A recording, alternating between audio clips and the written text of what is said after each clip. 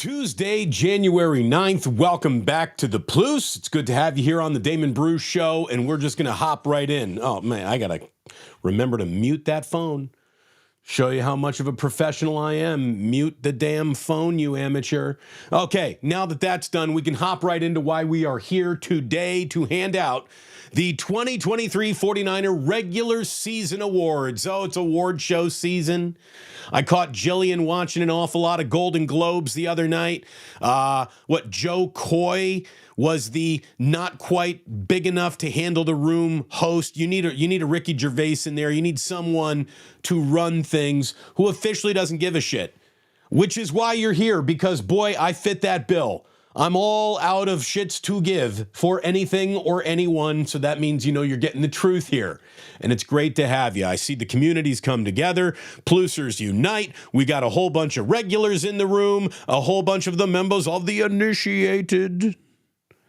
So you hit that like button, hit that subscribe button, and away we go with our regular season awards. Now, obviously, all regular season awards take back seats to Lombardi trophies and Super Bowl MVPs, and those are the real awards in award season for football. But here you go. As it pertains to the 49ers, we'll just get them right out of the way from the jump, shall we? Because we could almost apply him to almost anywhere we wanted to, with the exception of like Defender of the Year.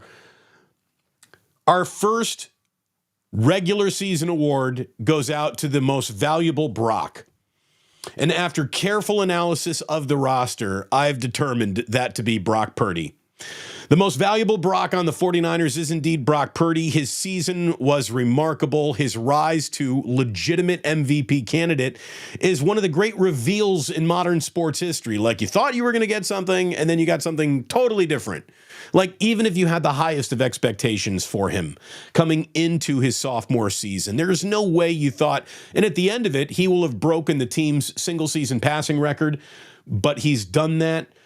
Brock Purdy not only is standing all over this incredibly fun present that we're in, but he also represents an awful lot of hope for the future, because let's face it, we've been saying once Kyle Shanahan has his quarterback, sky's the limit for this team.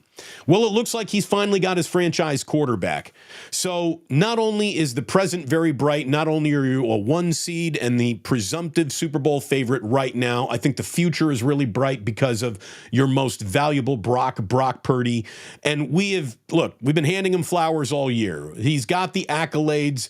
Everyone knows what he has meant to this team. He is their MVP, certainly. He is everything that you could have wanted in a quarterback, and certainly everything that you could have ever hoped to find in the final pick of an NFL draft. It's simply an amazing story.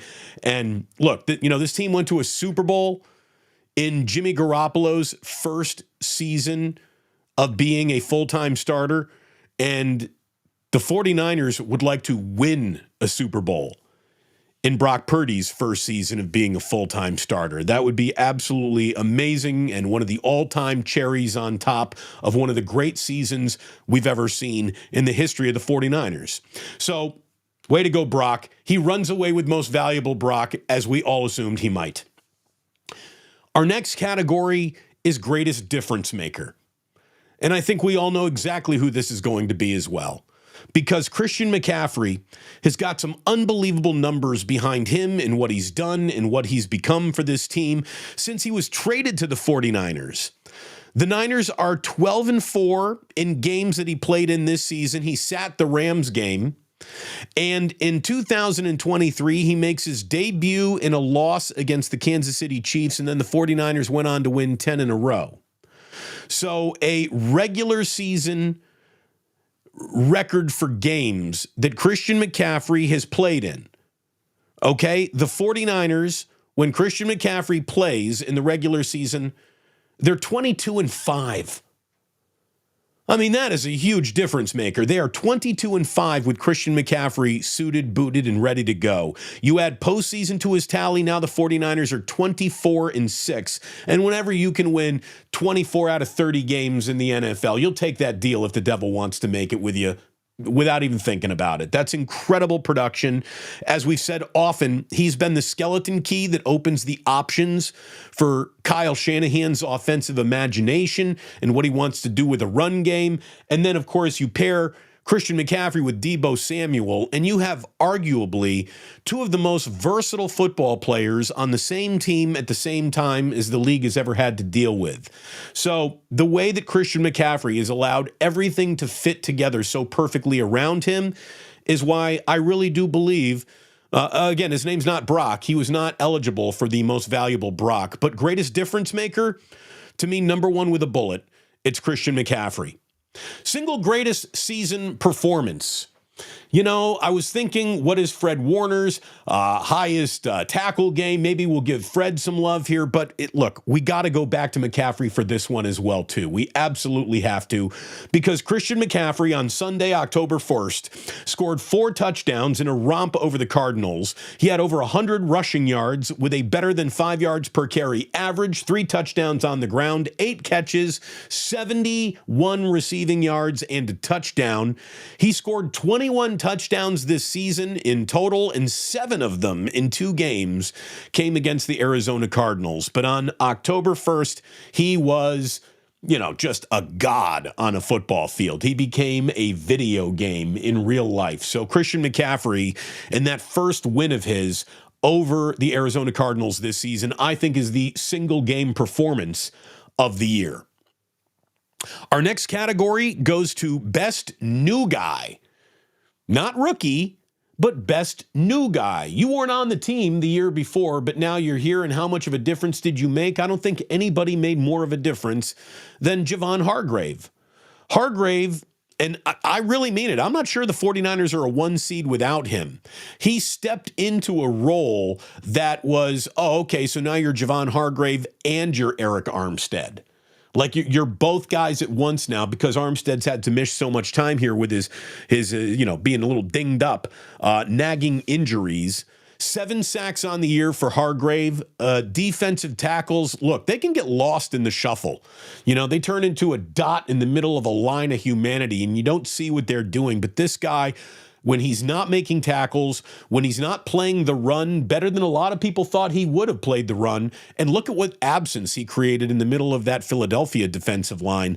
Javon Hargrave is the real deal. He is a free agent who earned his paycheck on a defensive line that, quite frankly, like if we're going to be completely honest about everything, and that's what we do here, I think it's not unfair to say that this defensive line underperformed a little this year. It really did. It really did. Not one day did I think the 49ers defensive line spent sitting that day on the throne of this is the most dangerous unit in the NFL. They did a time or two last year. I really don't think they were ever the most dangerous unit in the NFL. They were good. They were a handful. They were never an easy day at the office for anyone, but it didn't feel nearly as dominant as it did just a year ago. And we'll get to maybe why in just a little bit. I'm calling the next award, and it's the only award that I cheated a little and I split between 2 guys. But this award is called the Never Take That Guy for Granted Award. And to me, I'm splitting that between George Kittle and Mooney Ward. George Kittle had a sneaky 65-catch, 1,000 receiving yard season. It's almost like he's hidden in plain sight. Like this kind of season it felt like he had anyway. But he is such a key chain mover. He's a safety net. He is a threat over the middle, and we know how much Brock Purdy and Kyle Shanahan like to operate in the middle of the field. He is one of the spirit animals of this team. He's a tone setter, I believe, for the 49ers. As a blocking tight end, he has absolutely no peer in this league whatsoever. There isn't a guy in the league who is specifically in the league because he's a blocking tight end, who's a better blocking tight end than George Kittle. Now, there might be a few guys who have surpassed him in terms of offensive yard producer, touchdown scorer, pass catcher. There are other tight ends who might be better pass catchers than George Kittle. But there is no tight end better as a blocker. And I don't believe that there's any other tight end who fits the bill of you have to be everything in a tight end. When it comes to the full package, George Kittle really is number one. When it's a playmaker, well, there are other guys who we can certainly talk about. But as a complete tight end, I really think that George Kittle's in a class almost by himself. No one fills the entire role of that position better than George Kittle. And we've become so used to that. Like I said, I think he gets taken for granted every now and then. So never take that guy for granted goes to George Kittle, and he shares it with Charvarius Ward. Mooney Ward, look, this secondary might have been an adventure if everyone has to play one spot out of position.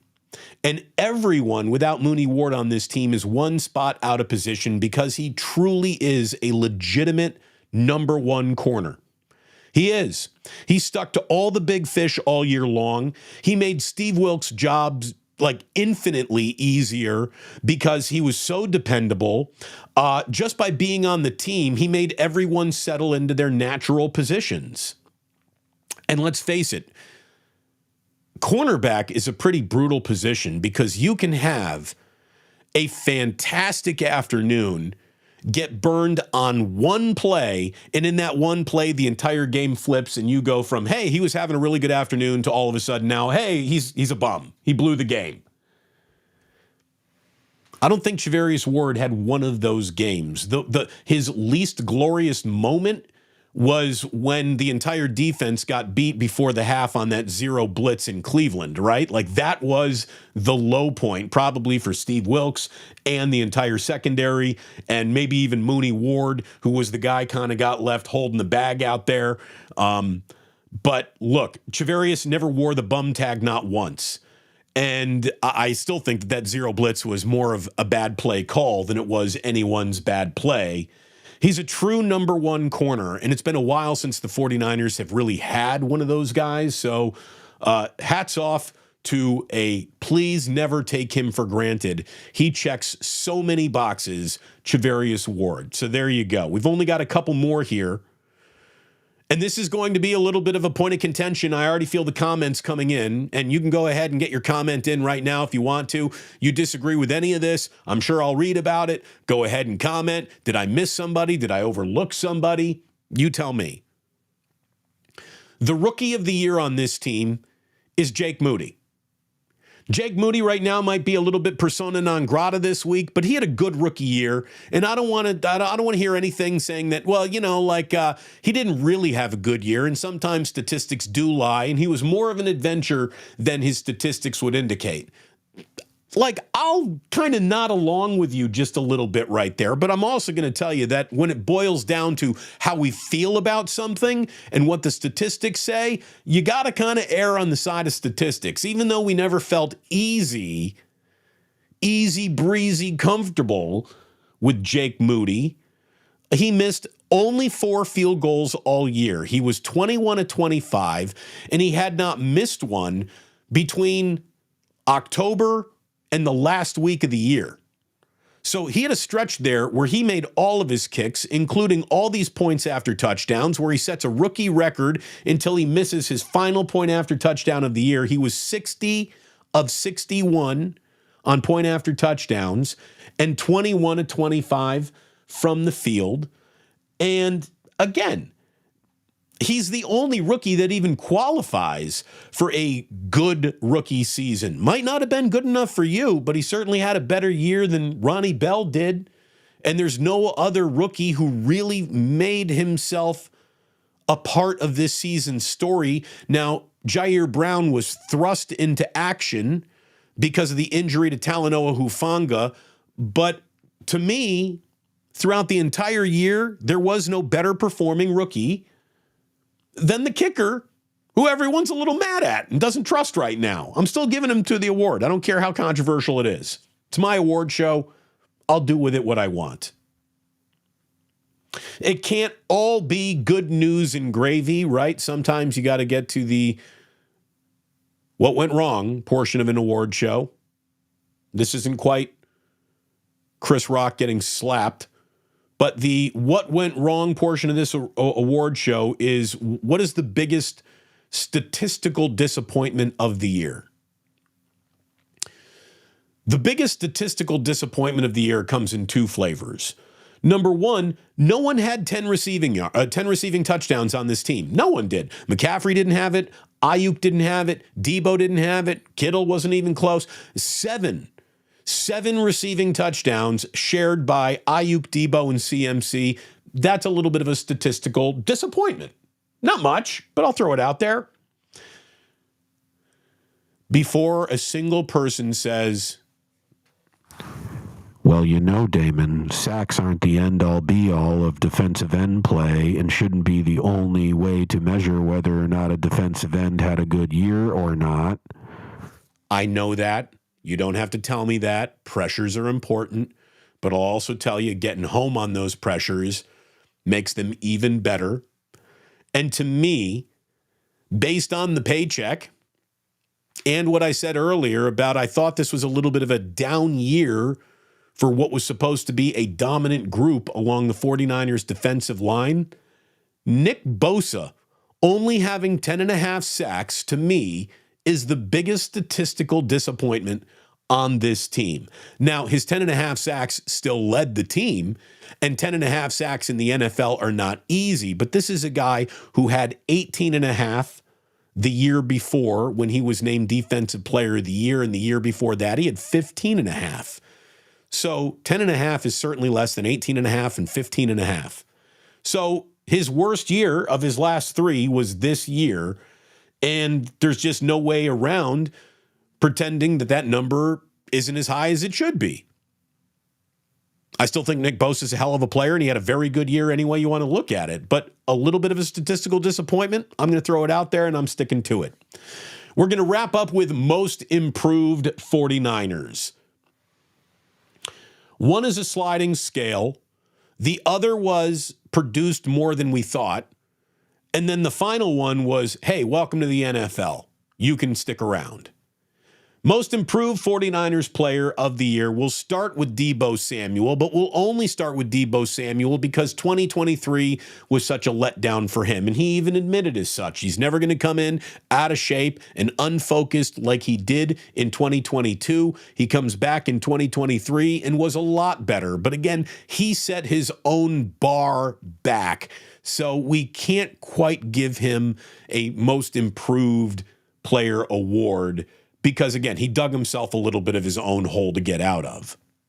The next name I would want to put up would be Colton McKivitz, because that right tackle spot was supposed to be a glaring offensive weakness all year, and even though it might have been a bit of a weakness, I don't think glaring was the right way to describe it.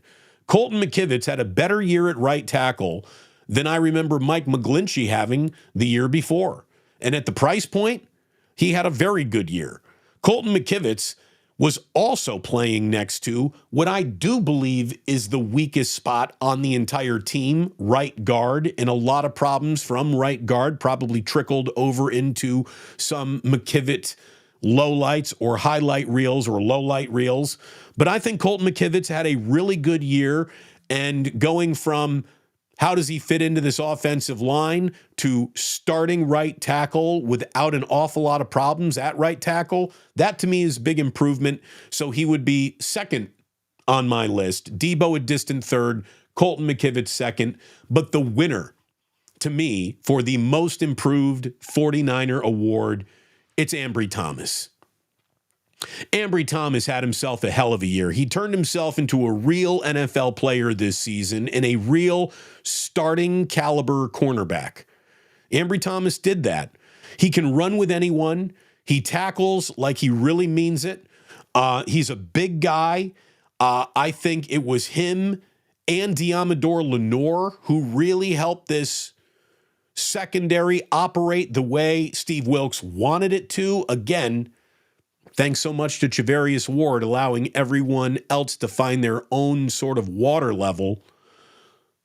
But Ambry Thomas, and Diamador Lenore was a candidate for this, but I think even Ambry Thomas had the better year.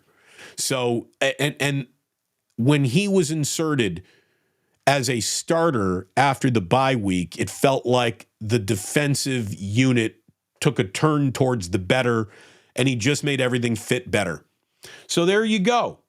Those are my 49er regular season awards. You can go ahead and hop in the comments. We'll get to those in Club Plus today, and we'll see what you agree with, what you disagree with. Everyone's got the right to their own opinion, for sure. Not their own facts, but their own opinion, and a lot of this was opinion, so have at it. Cheers. Let me take a little sip here. And, in honesty, full transparency, the boys were up a little extra early. So the sip of the day technically already passed before the show even started. We're a little now under temp, which would be ideal for sip of the day. But for the sake of the show, that's the best sip we're going to get on today's show right there. We'll take it. But it wasn't the sip of the day. Still pretty damn good, though. Let's go ahead and say thank you deeply to our sponsors. First of all, my man Ike serves delicious sandwiches from nearly 100 different locations, with another opening, I believe, this summer in the city here in San Francisco. A very wet day this Tuesday in San Francisco. Never a soggy sandwich coming from Ike's. That bread is fantastic. I mean, great sandwiches start with great bread. And I know he's famous for the Dutch Crunch. I've never been a Dutch Crunch guy. To me, it's like Captain Crunch cuts the roof of my mouth. I think it absorbs a little bit too much of the Godfather sauce. I like a saucier sandwich than Dutch Crunch allows. So I'm a give it to me on French bread or sourdough kind of guy. But whatever you want, when you get it from Ike's, believe me, it'll be exactly what you want. Delicious sandwiches from nearly 100 different locations, probably somewhere in a delivery era near you. Download that Ike's Reward app and start eating your way towards free sandwiches. And thanks as always to Ike for being a huge sponsor of what we're doing over here. Did you have anything rolling on that national championship game on Monday night? If you did, I hope you did it with mybookie.ag. Using promo code Damon when you sign up for a deposit match of 50% up to $1,000. A full-on casino is waiting for you like a cruise ship in international waters. It's more than just a sports site. It is an awful lot of fun to be had in the world of gaming and gambling. And go ahead and check out mybookie.ag. And I want to tell you that my knee feels better than ever because of Dr. Paul Hughes, who is the sponsor of Post Game and Damon. And I'm proud to announce that he is going to continue to be the sponsor of Post Game and Damon no matter how far the 49ers go in the postseason. Dr. Paul Hughes will be sponsoring all of it.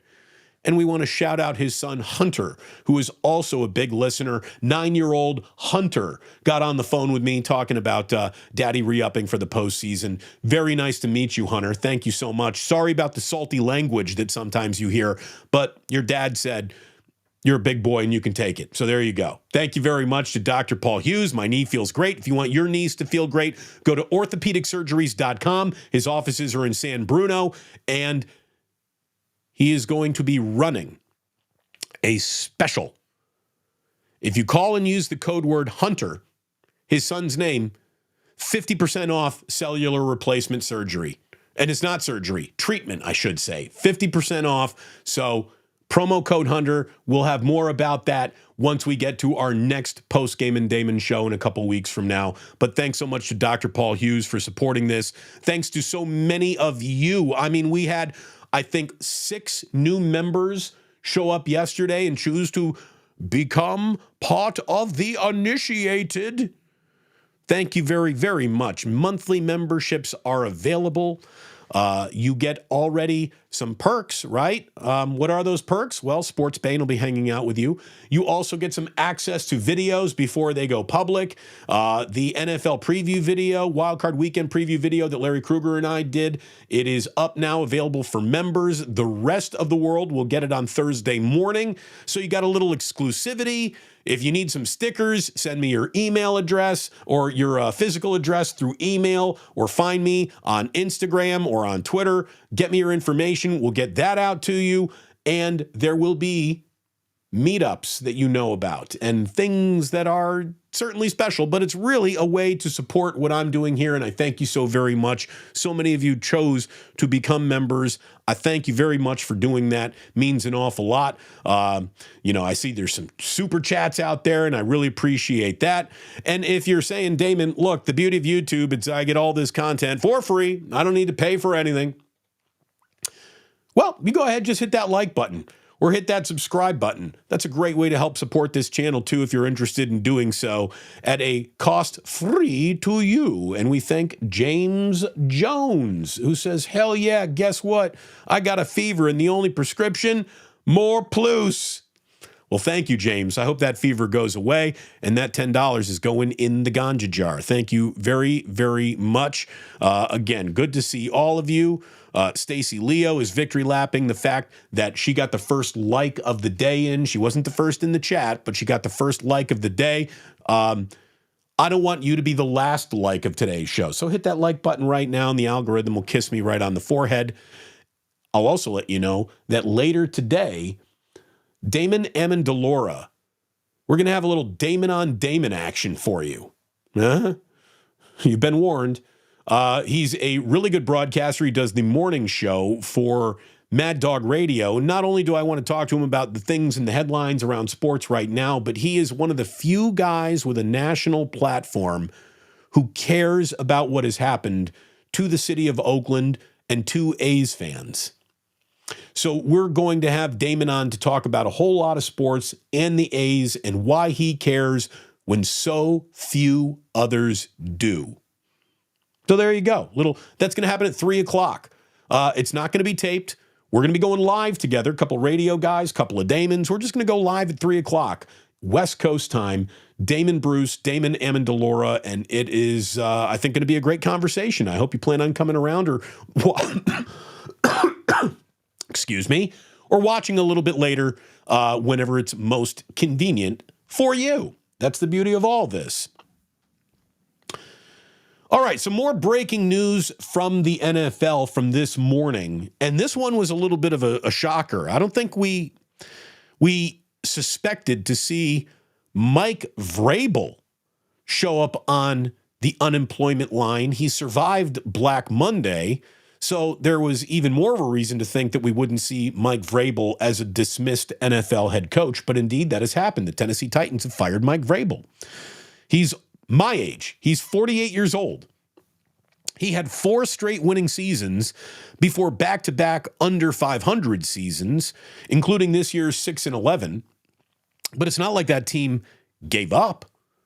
Not even close. As a matter of fact, they picked up a win over Jacksonville that knocked the Jaguars out of the playoffs. So it's not like it was a rollover and die Titans team. It was a Titans team that went through, quarterback change, a lot of turning from one chapter to the next. And I'm surprised that Vrabel is out. Derrick Henry is reportedly shocked by the news. Couldn't believe that Vrabel got the walking papers. This guy had the Titans as a 1 seed back in 2021 and was named the AFC Coach of the Year. He's been to an AFC Championship game. All I'm going to tell you is, what idea do you have that's better than Mike Vrabel? Tennessee Titans? Who are you bringing in to do a better job than that guy? Bill Belichick has yet to be fired, boys and girls. He is not number one on the market. Jim Harbaugh has yet to declare himself, I'm coming back to the NFL. I'm out at Michigan now that the national championship's been won. And that could happen, but it hasn't. Again, Belichick might lose his job, still hasn't. Harbaugh might come back to the NFL, still hasn't. Which leaves the recently dismissed Mike Vrabel as maybe the number one actual head coaching candidate out there who's an actual coach looking for an NFL job right now.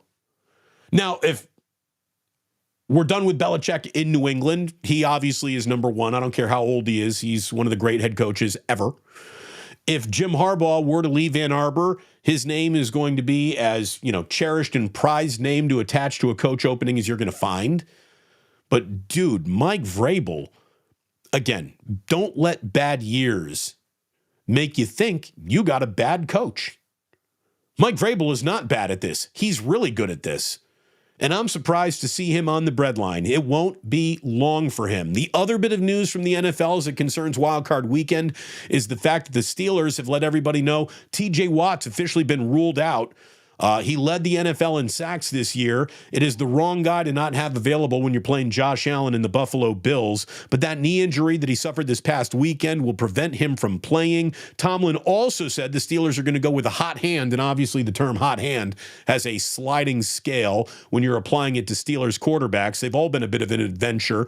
But Mason Rudolph will remain the starting quarterback for the Pittsburgh Steelers as the wild card round begins. So there you go. That is your NFL news this Tuesday here on the Plus. You watched the national championship game last night? Of course you did. You're a sports fan. You remain Harbaugh curious because you were a Niners fan, which is probably a big reason why you're here right now. Jim Harbaugh got the championship that eluded him in the NFL, and he got it in Ann Arbor in a season that was just ripe with controversy. I mean, he sat home in as many games as he actually stood on the sideline coaching due to suspensions from two different situations, one coming into the season, one developing into the season. That sign-stealing scandal, which has not exactly been settled. The NCAA is going to, enact some discipline on Michigan this offseason. And maybe that's the reason why Jim Harbaugh would want to go back to the NFL. You know, it was described by one of his players what the options are. You know, Jim Harbaugh's coaching options right now, because the money is almost the same either way. He's been offered a $125 million contract to stick around Ann Arbor. And that's the kind of money he'd be making in the NFL. I mean, so his option, as one player put it, is cherry pie or apple pie. Like, either way, you get dessert. Jim Harbaugh, what do you want to do? You know, I think Jim Harbaugh is a true heart.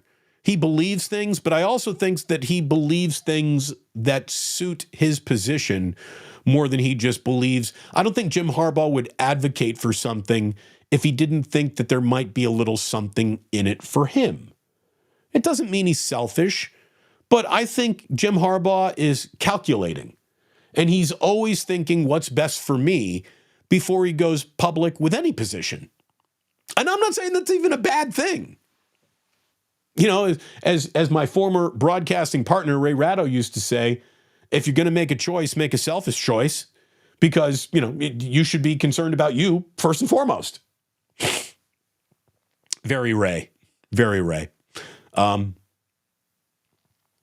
Since winning the national championship, and before he even won the national championship, Jim Harbaugh is talking about the NCAA in a way that doesn't make me think that he is more likely to go back to Ann Arbor than he is to be an NFL head coach this time next week. It feels like Jim Harbaugh is very pissed off by what happened to him by the NCAA this year.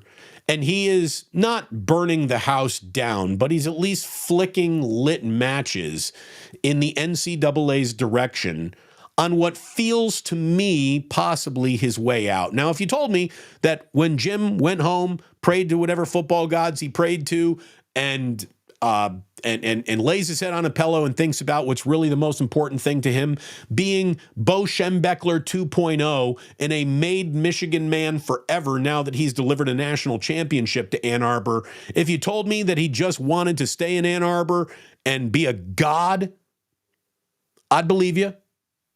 I'd believe you. But the way he's talking about the NCAA, it almost feels like he's sort of mentally divorcing himself from just what he's looking at. And he's doing it in a way that makes you say, well, boy, Jim is really an advocate for student athletes, and he is. But I wonder if he would be serving as such a public advocate for student athletes if he didn't think either this is going to help me out at Michigan, or, again, I'm going to flip this match at the NCAA on my way out. By the way, we pause for super chats when we do see them here on the crawl. Damon, thank you for being my new favorite channel, Glock Holiday. Thank you very much for the jingle jangle. It's going to go into the ganja jar. And it's wonderful to have you here, Glock Holiday. Thank you for being a part of this awesome community. We're glad that you have found me very, very much. Like it and subscribe it.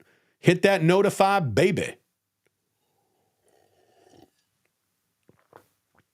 So here's what Jim Harbaugh said about college athletes. Quote, "The thing that I would change about college football is to let the talent share in the ever-increasing revenue. We're all robbing the same train, and the ones that are in position to do the heavy lifting, the ones at risk life and limb out there on the football field are the players. It's not just the football players, student athletes. The organizations are fighting hard to keep all the money, the universities, the NCAA, the conferences, and it's long past time to let student athletes share in the ever-increasing revenue. It's billions," says Jim Harbaugh. "I keep reading how much money's being made. I can't put a can of soda up here. I got to put it in a cup. Everyone is maximizing every revenue source there is, but they're not sharing it with the talent. There's no business where that would ever fly." So I agree with every single thing he said, but that's not why I'm talking about it. My question is, why is he saying it? Is he saying it because he really wants to stay as head coach of Michigan and help really reform the NCAA and the way it compensates student athletes, and he's going to do it from the bully pulpit that is head coach in Ann Arbor? That's a big, big, big platform. You know, that's a monster platform. Now says defending national champions on whatever lectern he is standing behind. This is why is Jim saying this? Is he saying this because he's about ready to bolt? He's about ready to go? Is that what's going on here? I don't know. Again, I don't know how to bet on this. I don't know how to bet on this. You told me he stayed in Ann Arbor for the next decade, I'd believe you. You told me he was the Los Angeles Chargers head coach by Friday, I'd believe you there too. Chicago Bears could use a guy like Jim Harbaugh. A lot of football teams looking to rebuild a culture could use a guy like Jim Harbaugh. That's kind of what he does. I truly believe that he believes players deserve more. I also think he's trying to be and sound a little bit like Uncle Jimbo really, really cares. And he either really cares because he cares about the student athletes, which he does. I also think he cares to do damage to the NCAA, which he does because the NCAA is trying to damage his reputation by, catching him cheating, which he did. He cheated.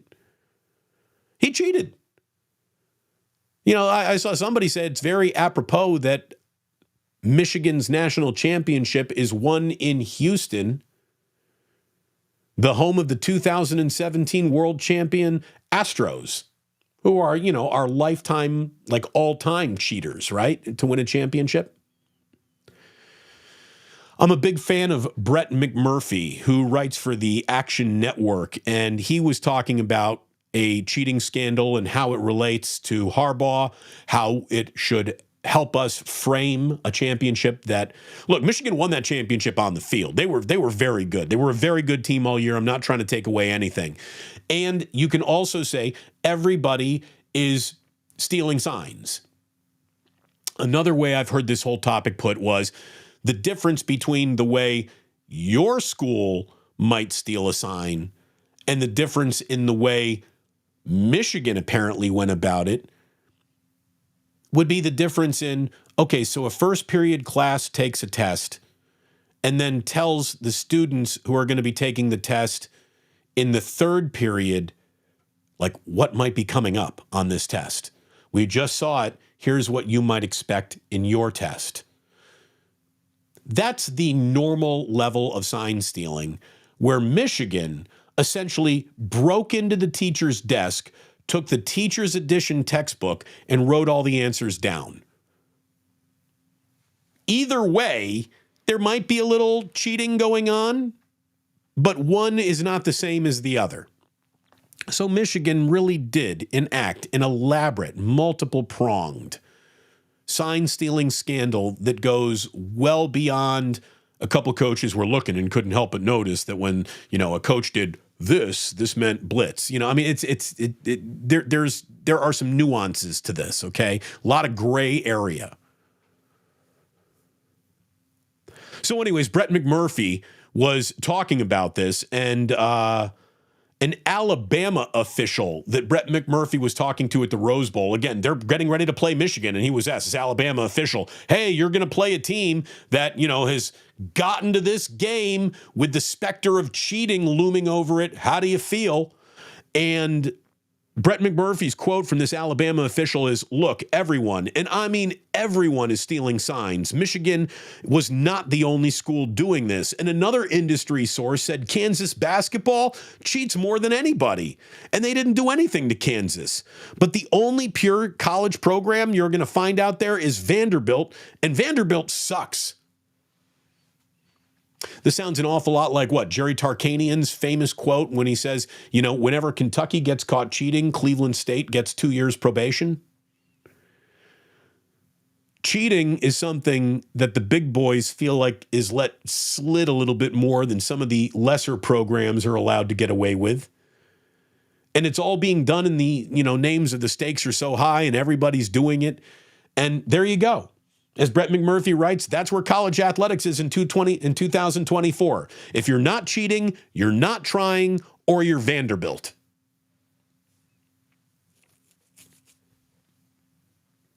I mean, I love sports. I love sports and I hate sports all at the same time. Because as wrong as that is, there is so much truth in it. And what are you going to do? Can't deny the truth.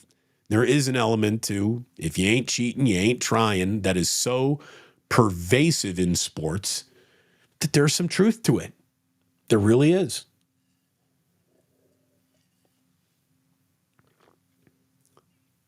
Meanwhile, I want to wrap up before we hop into today's chat for Club Plus with just a sad farewell. A very sad farewell. My friends, do you realize that there will never be another Pac-12 football or basketball team? There will never be another Pac-12 game. There will never be another Pac-12 campus. Bill Walton has no chance at all to talk about his conference of champions. To me, it's all just very, very sad. It's very sad. It was so preventable. So preventable. A television network in greed of campuses said no to really good, waiting for perfect that never came. And while they were waiting for the perfect that never came, the whole thing disintegrated. Had Dion shown up in Boulder with all of that attention that Colorado commanded at the beginning of the year and even maintained during their losing streak at the end of the year, it might have been completely different for the Pac-12. Might have been completely different. Had USC and UCLA not decided, hey, it's time for us to make Big Ten money, even though, we are the ones that anyone buying the Pac-12 would be purchasing first and foremost. The biggest college basketball brand in the conference and the biggest college football brand in the conference, both deciding to leave the conference can't be good for the remaining schools in the Pac-12. Indeed, it wasn't. It was devastating, and they couldn't put Humpty Dumpty back together again. Now, back-to-back bad commissioners certainly didn't help, but greed of networks and the fact that, I keep on saying college football needs a commissioner. College football has a commissioner. It's ESPN. And that's wrong, and it's sad, and it sucks. And it just hurts, right? Tradition sometimes can be negative. When you hold on to bad practices in the name of tradition, that's when tradition impedes progress and becomes negative. But most traditions are great. Traditions that get handed down through generations of families, in towns and around sports. The amount of tradition that has been ripped from the West Coast because the Pac-12 no longer exists, not because that's the way the fans wanted it, but because that's the way the networks destroyed it.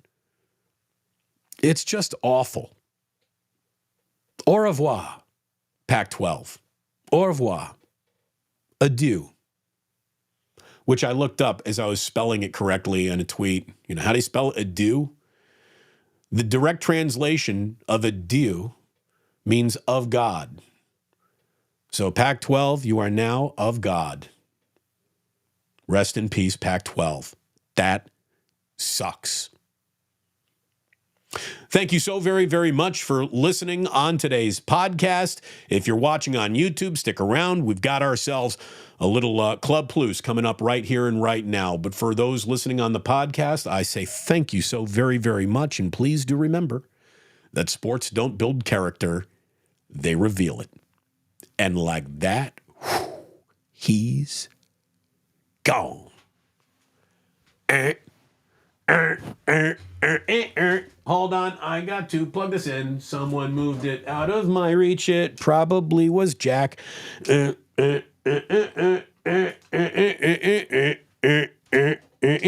sexy. Oh, there we go. Now you get a little disco face coming right at you. Thank you very, very, very much. Where are we in this chat? Let's see. Where are we? What we get a no sip of the day from Chef A. Sorry. Someone said, we got 49ers Ultimate Report saying, where can I get a Damon Bruce cup? Not for sale yet. Not for sale yet. Keyword being yet. We'll have it up and running by next holidays. It's hard doing it all by yourself. Let's see. Let's see. What do we got? We got Glock Holiday again weighing in. Wet day on the East Coast as well, Damon. It's wet everywhere apparently. I see. Indiana's playing. I think was it Rutgers tonight, and they were talking about maybe canceling that game because of wind, and I mean really like bad gusting winds are supposed to be all over the East Coast. But they're going to go ahead with the game. Go Hoosiers. Nice win over Ohio State after they laid down and died in Nebraska. So let's go. It's basketball season.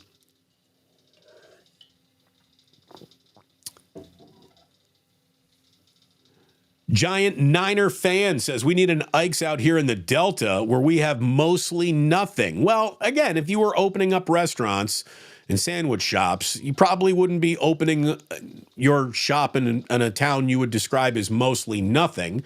But the other argument is there's no competition. Come on in and dominate.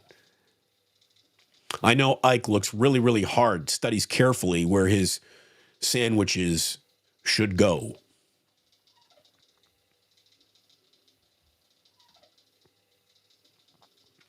Erwin says, Ike's Dutch Crunch is especially designed to not cut the top of the mouth. Again, I'm not a Dutch Crunch guy. Sorry. Ike's, if you're in the chat, can you make me a 49ers Ultimate sub report asking for a friend? Again, that is the most common request from Ike. Can you name a sandwich after me? And look, folks, this is an exclusive club. Baron Red says, Dutch Crunch from Molinari's, the focaccia at Palermo 2. I love Molinari's. What a great sandwich you can get in Molinari's, seriously. By the way, I'm going to be in North Beach tomorrow. We might have to have a little bit of a short show Wednesday because Wednesday afternoon, and we will provide photographic evidence of such an event. Wednesday afternoon, I'm going to lunch with Paul McCaffrey. Couple of guys on that radio beach. Paul McCaffrey and I are going to get together and talk about how much money we're not making this year and how happy we are about it. Seriously. Throwing off the shackles of a radio station can be a great thing, can be very liberating.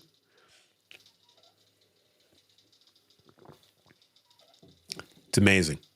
Anything goes wrong in Bay Area radio, my phone still rings. My phone still rings. Consigliere Damon, still alive. We needed a wartime Consigliere, and that's who I am. All right. What else we got going on here? True Blue Forever. Speaking to the mountaintop. We really need a weed sponsor. All this food talk is going to waste. I do. Like, I need an official dispensary, an official strand, and an official something. I think it's all legal. I know for a fact there are people selling all kinds of edibles and shit and all sorts of weed everywhere. Why aren't we? Again, things to work on in 2024. We got goals. Big Mac 8675 says Harbaugh should go to the Chargers. Would be the smartest decision, but I could see him going to the Raiders for that bag and more power. Look, I think Harbaugh is going to get the full you're in charge of everything no matter where he ends up, because that's what he'd be asking for. I also think he's smart enough to know that even though his coaching career sort of began with the Raiders and he's got an affinity towards the Raiders, he's certainly got an affinity towards the Chicago Bears. Not that they're even looking for a head coach. They should be. Fire Eberflus. But I think the smart animals in the forest are looking to attach themselves to the right quarterback, not the right team. And there is no team looking for a head coach with a better quarterback than the Chargers and Justin Herbert. If I'm Belichick, if I'm Harbaugh, if I'm Vrabel, and I want to keep doing it in another city, I'm looking to get to L.A. first and foremost to attach myself to Justin Herbert and take my chances everywhere else on a team, then go to a team that might even be better built in other areas, but you're still looking for that quarterback, and that search can be a real long one. Otis Bird knows what I'm talking about. If Harbaugh goes to the Chargers, he would have a quarterback. The Chargers would have be more popular than the Rams in L.A. It would be a big move. A real big move. Ultimate Report wants to know, when is the next fan meetup? Working on it. It's not going to be this bye week as we thought. Maybe it'd be during wild card week. Couldn't put it together. But it's coming up. If at the how about this? Expect something for sure in February. I'll let you know. When Plus Mania 3, The Revenge, goes down in February.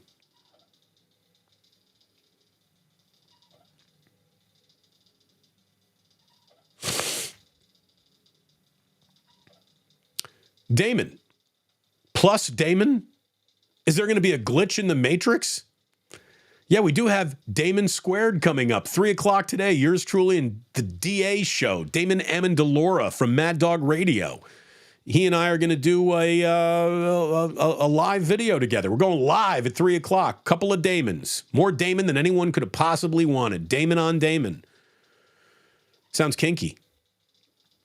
Oh, little Ultimate Report dropping a super chat jingle jangle on us. Thank you very, very much. Appreciate that.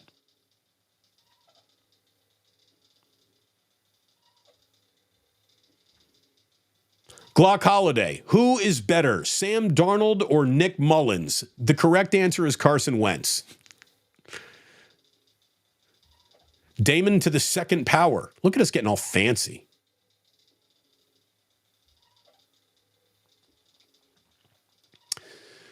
Old Dirty Hunga says, Damon, I'm on the Nick Wright doesn't know Bay Area sports at all bus. That bus is usually going in the right direction, too. He doesn't. And this is what disappoints me so much about Nick, is he knows me enough to call me. Like, Nick, call me and ask me, what's going on with some of these opinions I'm about to have in public? And I'll tell you, don't say that. Don't do that. You're misinformed there. You're wrong about that.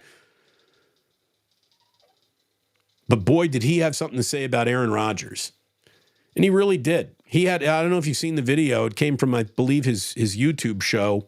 There's a highlight out there. It's about 10, 12 minutes, and it's really worth your time, where he talks about what Aaron Rodgers said about Jimmy Kimmel. And he's not even talking about Aaron Rodgers and Kimmel, but he's just talking about the way we talk now and the way things are said, and the silos of lunatic information that allow people to think that they can say whatever they want about anybody in public at all times. And it's just insane.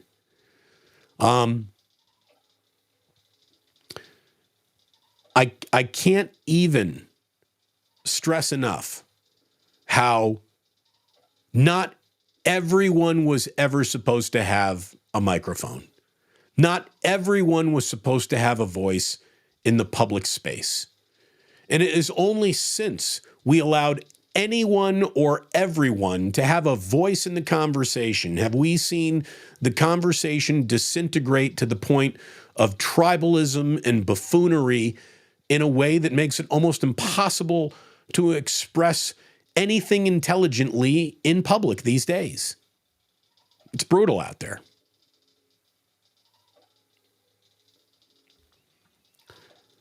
True Blue Forever says Vrabel to replace Bill Belichick. Hey, but Bill Belichick ain't dead yet.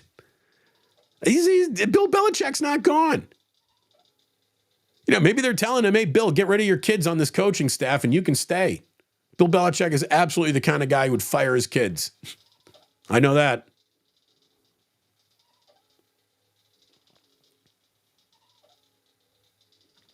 Michelle, who is still under the weather. She's been sick for a while here. Michelle, get better, but she's excited, giving you something a little watch today. Again, no Warriors. They play, Wednesday against the Pelicans, so there's nothing on. You got no football tonight, no college football. If you're a college basketball fan, there's a little of that for you out there, but otherwise, yeah, it's kind of a dark night, so we're going to give you another video to watch, some things to do this evening, you Plusers. You will have things to watch. Tommy Huxley says, Steelers are one and done. Yeah, feels that way. You know, Mason Rudolph, good luck with that. No TJ Watt, good luck with that. A hot Buffalo Bills team, good luck with that. The only thing the Steelers got going for them in that game is that it's a home game for the Steelers. That's it.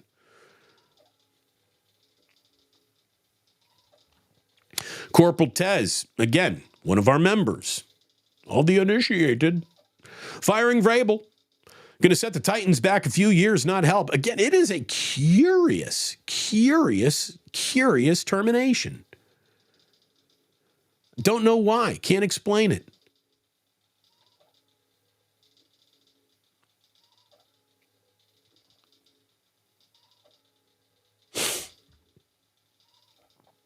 Mike Rossi says, when Sirianni gets shit canned, Vrabel could go to Philadelphia.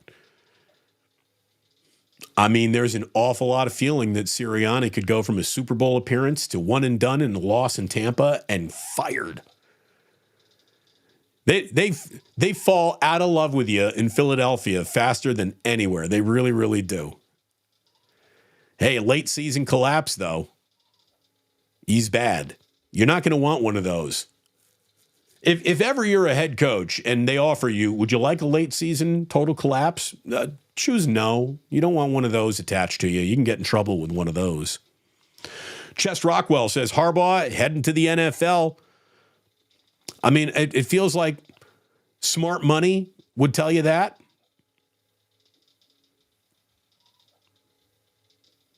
But there's something about being in Michigan to a Michigan man that means an awful lot. I'm just telling you. There really is. Like, I have just done and had an incredible amount of success in one of the biggest markets in the country, an afternoon drive. And I don't know if there's radio opportunities out there anymore, but if you also then turn around and said, Damon, would you like to go back and do like afternoon drive in Bloomington? A little? Yes, kind of. I'd love that. Again, would it be the best thing for my career? Would it make me talk to fewer people than more people? No doubt about it. But I'd be doing something that I liked and meant an awful lot to me. So I don't know how Harbaugh really feels about all this.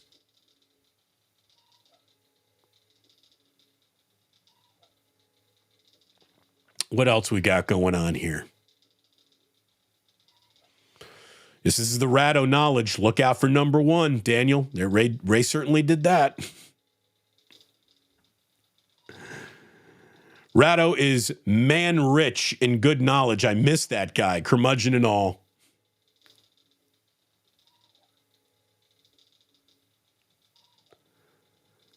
Where's let me see. I think I saw this here. Where's yes, Smiley Dan, who I hope is very, very safe today. Smiley Dan says, did you see that luxury box last night? Michael Jordan, Derek Smith, and somehow Stephen A. Smith was in there. Yeah, that was quite a Jordan brand press box. And it is the only press box, probably, or luxury box in all of Houston where Travis Scott can be in there. Travis Scott is a rapper from Houston. And that luxury box is probably the least recognizable Travis Scott could possibly be in Houston. That's Michael Jordan. That's Derek Jeter. That is Stephen A. Smith. And, oh, by the way, Travis Scott's also in there. Who gives a shit? That's something else. There was some star power. I saw that the net wealth of that one luxury box alone was north of $4 billion. Again, you had Michael Jordan and Derek Jeter doing an awful lot of that heavy lifting.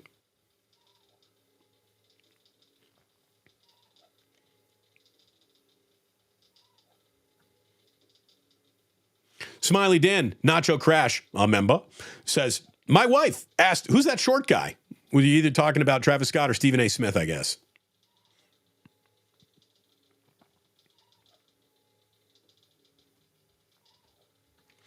San Bruno Mike. Washington, the Pac-12's last significant flag bearer, only to be beaten by a Big Ten team.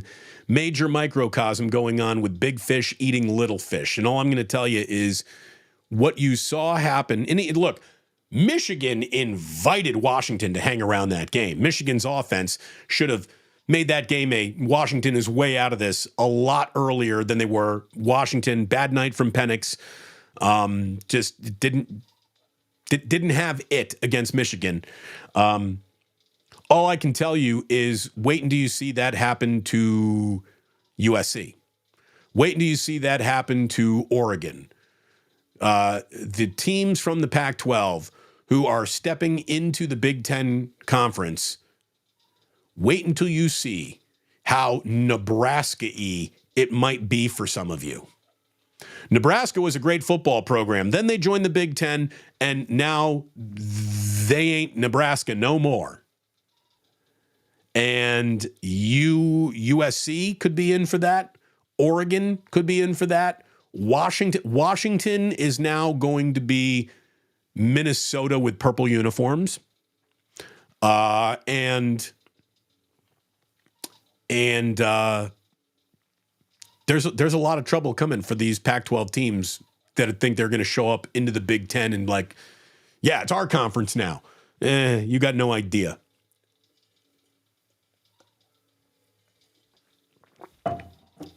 And it just sucks, man.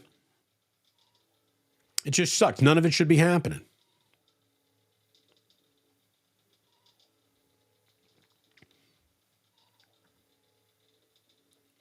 Rick Mighty Bone Feliciano says, we need to appreciate the 49ers where they are right now. Remember that tire fire that was Coach Tom Sula and Blaine Gabbert? Yes. I mean, the lean days were not that far ago. It shows you that some people literally started rooting for this team when Kyle Shanahan showed up. But these are good times. Hey, my man Carl Buszczyk, who is a huge part of the success that we're having here in terms of telling me, Damon, there's some good videos out there. He timestamps an awful lot of my videos. He is a content producer and ran the digital department at 95.7 The Game before they were so stupid they let him go. Carl says, Enron was also in Houston. There you go. Bunch of cheaters. I'm very lucky to have Carl on my side, one of our secret weapons over here.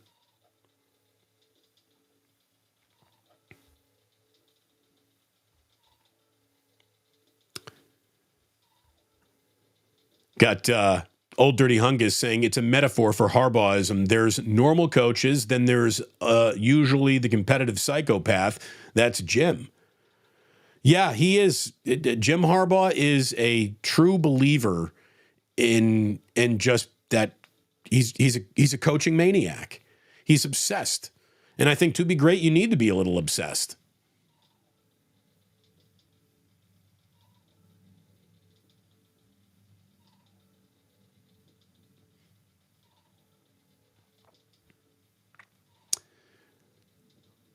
Otis saying, yeah, it's a sad, sad, sad day for the Pac-12.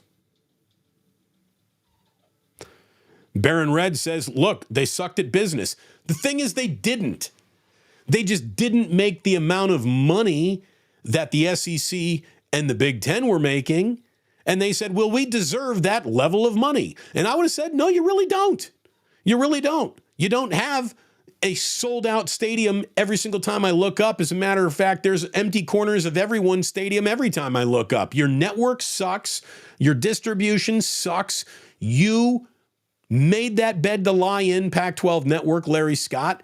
And even with their lousy network, they were still making millions upon millions of dollars. Millions of dollars were going to school, but it wasn't enough. So they got greedy. And as the saying goes, fuck around and find out. They did.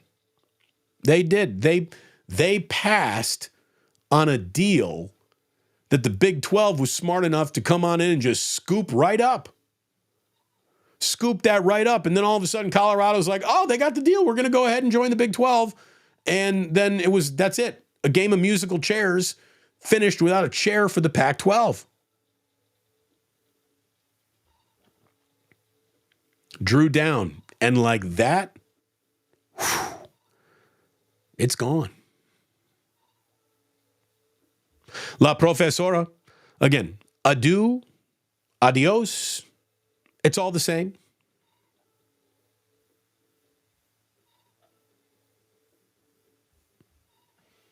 Drew again, $15K for the homie.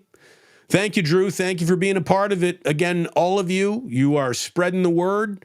You are the greatest advertising I have, word of mouth. You like what you see here? Share videos with your friends. Get your families involved. Tell your circle, here's the guy for you to watch. In a world of bullshit, we finally found a guy who's not a bullshit artist. What a refreshing way to go about covering sports. I hope you feel that way.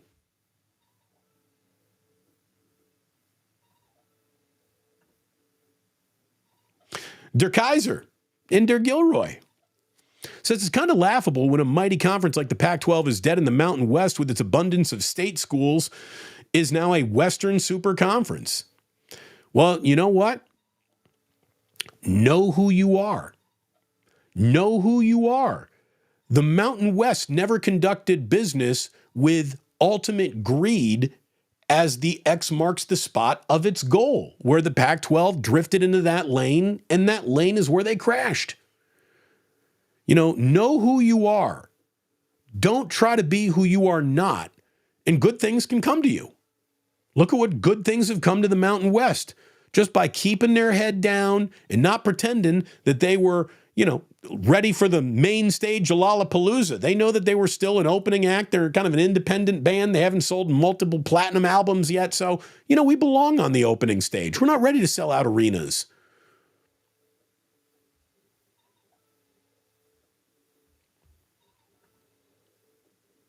Stacy with the sexy disco face. Well, thank you, Stacy. Really appreciate that. Stephen Edwards says, breaking news, sunny and dry in Los Angeles. Screw you, Stephen. Well, that's what you get. You're in LA, you get smog, but you get some sunny, you get some sunshine, you get dry. It is very wet here in Northern California.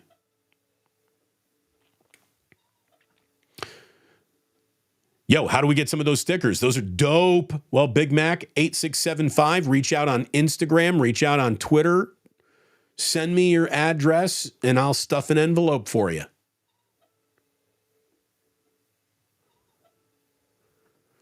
Red Jet Shell, who became a member of the initiated just yesterday, says, hope everyone is having a way better day than I am. Well, yeah, I don't know what's gone wrong with your day. I hope it gets better, but we will try to make your day a little bit better right here, right now.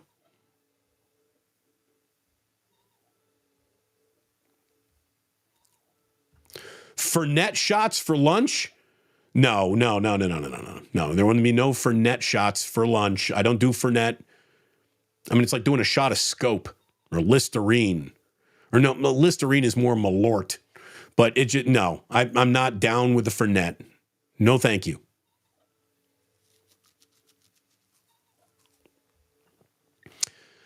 Damon, have you ever used the countdown feature if you've had to excuse yourself for a couple of minutes during a live stream? I never have. I guess there is one. No. When I got a leak, I wrap up when I got to go to the bathroom, I wrap up the show and go. No, but I should get a sign that says like, be right back and just keep going. You guys can all handle it in the chat without me. You don't need me to do that. Kenny Seeger says, Damon, I love you from New York. Love your content. Well, thank you very much. And Kenny, all I can tell you is, I grew up in upstate New York, so we're the same kind of asshole. Thank you.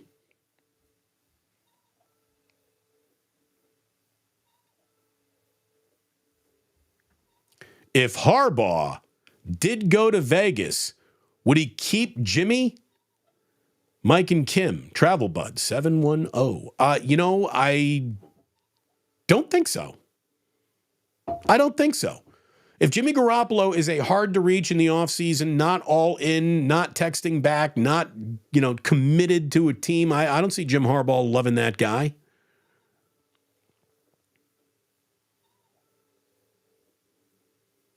I don't think so.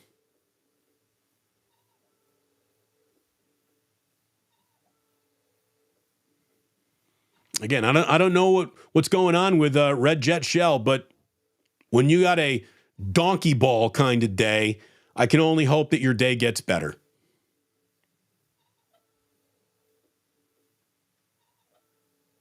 No one wants a donkey balls day. That's a good way. Hey, how's your day going? Donkey balls. It's a donkey balls day. It's a rough day.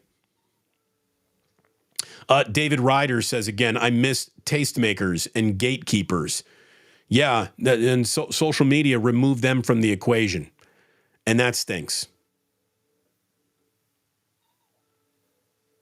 That stinks.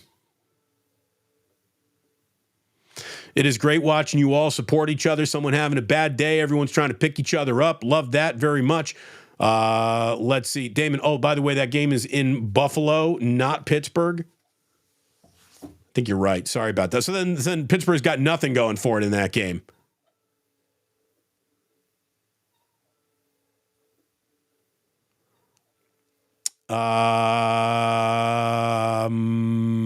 What do we got here? Nick Wrong, in a long segment about not wanting to talk about Brock anymore, kind of admitted that he's playing a role of a Brock hater like all other things in Talking Heads. It shows you it's all scripted bullshit. Well, here's the thing. Nick's really good at his job. It's why he makes more than $1 million a year, and he's on TV, and he's got a very successful show. He is a agent provocateur. He is saying things to get attention on his show and himself, and he does that. If I did more of that, I would probably be more successful. But I'm not wired to do that. I'd be so uncomfortable doing that. But there's no doubt he plays a role like so many people do on TV.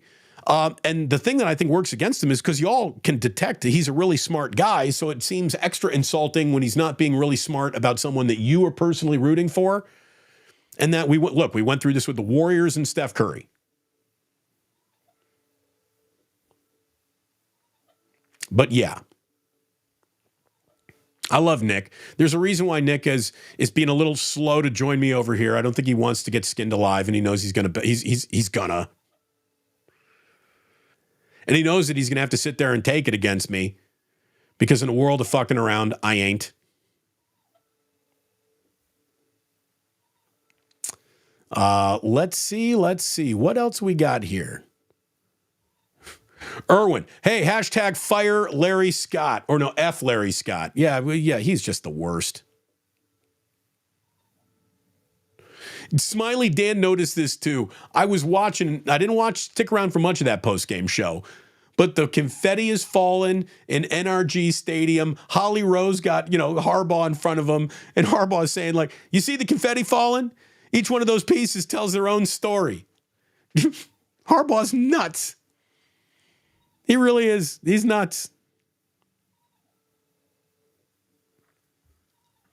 JJ Rader talking about the funny ending between the Falcons and the Saints. Apparently, Jameis Winston changed the play in the huddle and told everyone, we're going for it. Yeah, they did. You know what? I love it. I love it. I love it. You know what? If you got a rival and you can embarrass your rival, you go ahead and you embarrass your rival. By the way, if your rival is the Atlanta Falcons, how embarrassing is that? Like, if your main rival is the Atlanta Falcons, I bet your franchise throughout much of its history has also sucked, if I can reference an earlier reference in the show, donkey balls. It's really.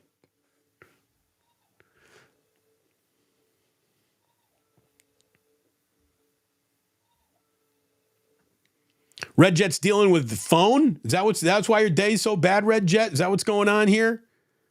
Verizon getting you down? Yeah, I'm an AT&T customer, and let me tell you, they also suck. I don't think there is any world where the cable company you deal with, the phone company that you deal with, like all the companies that you deal with, pretty much across the board suck. Customer service. It's a hard thing to find these days.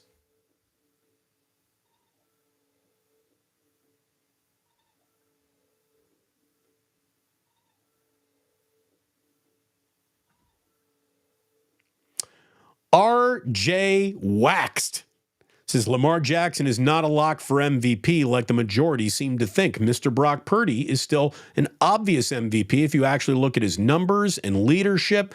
Place $1,000 on Purdy and thank me later. I think Lamar is going to get it. I think Lamar is going to get it because of how he roared to a close on a team that he is the ultimate one-man army of. I think it's going to be Lamar. I really do. Now, in a world where we were going only statistics, yeah, Brock would have won it. But I do think that they're going to hold the gravitas of the Niners against Brock Purdy in the way that it will not be held the gravitas of the Ravens against Lamar. And I think Lamar actually ends up winning it. But if they give it to Brock Purdy, like, fine. I'm good with that too.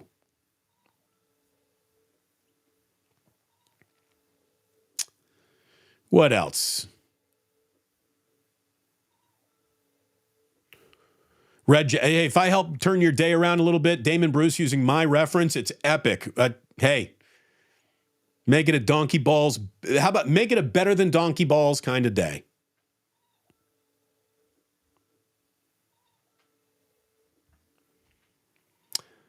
'49ers Ultimate Report says, Damon, I'm a diehard Pac-12 fan. I wish it could be rebuilt in the future. I know it's done, but I'll still root for Cal, even when they play in the ACC. My wife will too. My wife, Jillian, is a Cal alum. She got family, Cal alum. Man. I'm sorry. It does. It really, really sucks what happened to the Pac-12. Like, not just last night, but overall. When I was a kid, growing up in upstate New York, I used to dream about, would I go to a Pac-12 school one day? I ended up going to a Big Ten school, but like the Pac-12 was just, it sounded so alluring. Like USC and UCLA, and I love the script Cal helmet, the script Cal on the helmet. Like that to me used to be like the college football I would dream about. Like, wouldn't it be so cool to go out there? Like the Pac-12 to me sounded like a sun-soaked beach blonde. That's something you dream about. What a shame. What a shame. Hey, thank you very, very much for being here today. Thank you for supporting. Thank you for hitting a like on the way out. If you haven't already, go ahead. Maybe a subscription works for you. Maybe a membership is something you're interested in. Look at these cool, unbelievable members that we have all over this chat today. You are all awesome. Just name after name after name of regular who's decided, Damon, we enjoy this so much for, pennies on the day. We really want to support you. Thank you very much. Thanks to everyone who dropped a super chat today. And I'm going to invite you all back. We're going to be live at 3 o'clock. with another Damon. You get double the Damon at 3 o'clock this afternoon, West Coast time. Thank you so much for being a part of this morning show. As always, it was a fun one. I enjoyed it. I hope you enjoyed the postseason awards for the 49ers regular season. But as I said, now the real season, that second season, is about to begin. It was great having you here today, and it breaks my heart to tell you that you don't have to go home, but you can't stay here.